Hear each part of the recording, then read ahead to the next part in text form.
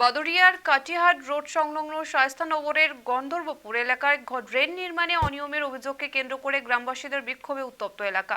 মঙ্গলবার সকালে শায়েস্তানগর ২ নম্বর পঞ্চায়েতের অন্তর্গত গন্ধর্বপুরে জল নিকাশি সমস্যার প্রতিবাদে রাস্তা অবরোধ করেন স্থানীয়রা।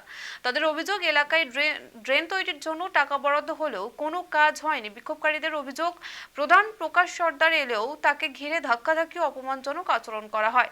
রাতে পাল্টা বিক্ষোভে সামিল হন তৃণমূল কর্মী সমর্থকেরা। তৃণমূলের পক্ষ থেকে জানানো হয়েছে, ড্রেনের কাজে বাধা দেওয়া ঠিকাদার সংস্থা পঞ্চায়েতকে জানিয়ে কাজ বন্ধ করে দেয়।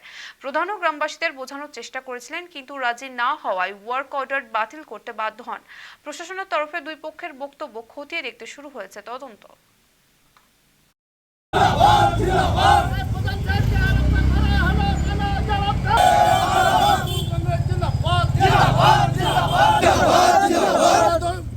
যারা হেনস্থা করেছে তার উদ্দেশ্য প্রণোদিতভাবে হেনস্থা করা হয়েছে। সকালবেলা রোড অবরোধ করে আমাদের প্রধানকে ডেকে কিছু বিক্ষিপ্ত জনতা আমাদেরই পঞ্চায়েতের তারা প্রধানকে হেনস্থা করেছে এবং গায়ে হাত তুলেছে, তাদেরকে ব্যাপক অপদস্থ করা হয়েছে। তার প্রতিবাদে আমরা পথে নেমেছি। যতক্ষণ না তাদেরকে গ্রেপ্তার করা হবে, প্রশাসনের কাছে আমরা দাবি রাখবো যে তারা গ্রেপ্তার না হওয়া পর্যন্ত আমরা বৃহত্তর আন্দোলন চালু করব।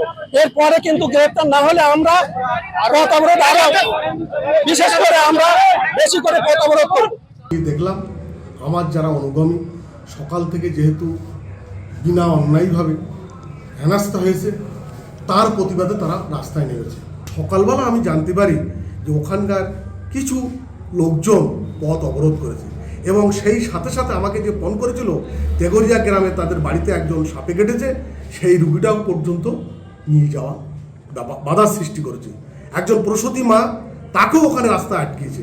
তখন আমি পুলিশ পাঠাতে বাধ্য হই। আমি তো কাজটা করবার জন্য চেষ্টা করেছি, আপনাদের নিজেদের শরিকি দ্বন্দ্ব বিদ্বন্দ্বের জন্য কাজটা আজকে আমি করতে পারিনি। সম্ভব করা যায়, ওরা আমার সঙ্গে সহযোগিতা করুক, আমি পুনরায় আবার তার ব্যবস্থা করব। প্রয়োজনে দরকার হলে যে জল জমে গেছে আমি মেশিন দিয়ে দ্রুততার সহিত উঠিয়ে দিয়ে আমি তারও ব্যবস্থা করব।